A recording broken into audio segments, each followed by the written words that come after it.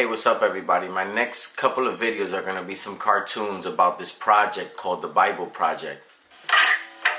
There are 3 books in the Bible that have come to be called the wisdom literature: Proverbs, Ecclesiastes, and Job. And all of these books are addressing the same set of questions. What kind of world are we living in? And what does it look like to live well in this world? So, how to be good at life. Yeah. So each of these books tackles these questions from a unique perspective, and it's important to understand all of them to get a fully biblical perspective on the good life. So as a thought experiment, you could actually imagine each of these books as a person.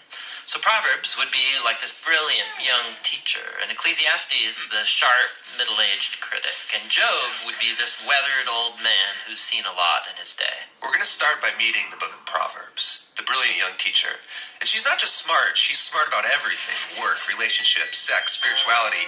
She has incredible insights, things you wouldn't see on your own. Yeah, she would be the perfect friend to have around when you need really specific advice. So what makes her so smart? Well, Proverbs can see things that most people don't see. She believes that there's an invisible creative force in the universe that can guide people in how they should live. And you can't see it, just like you can't see gravity, but it affects everything that we do. So what's this force? Well, in Hebrew, it's called chokhmah, and it usually gets translated into English as wisdom.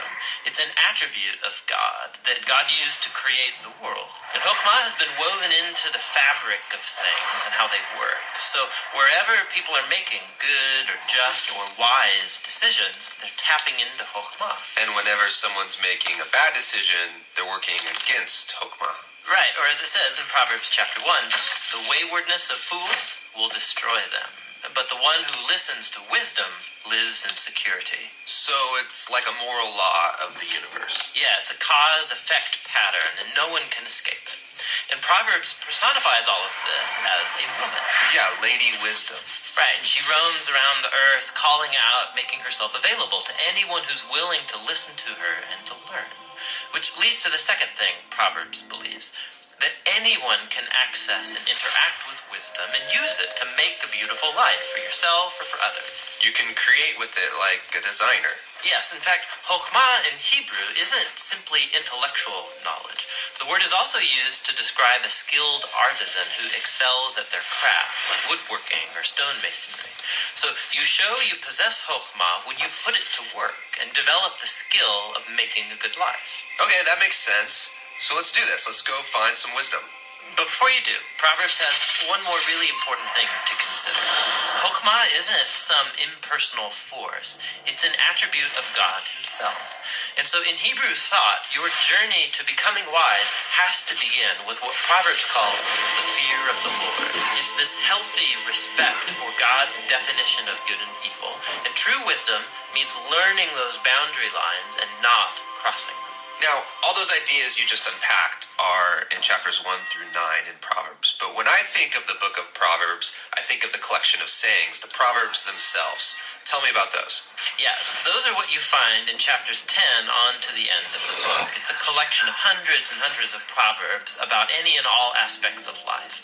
And chokhmah gets applied to them, resulting in this wise guidance to help you find a path towards success, and no matter what you do. If I design my life with these sayings, life is going to be good. Yeah, or as Proverbs puts it, it'll give health to your bones, prosperity, a long, rich life. Which is a really big claim. But you can see how it's often the case.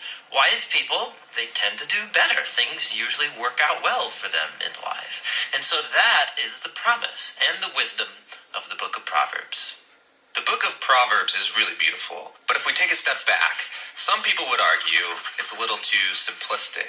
Because sometimes horrible things happen to really wise people, and sometimes foolish people get rewarded. It doesn't always work the way we think it should work. That's right. Which is why we need to go and listen to our next wise friend, Ecclesiastes the critic. Because he's wrestled with that very problem, and he's going to push us further in our journey to find the good life.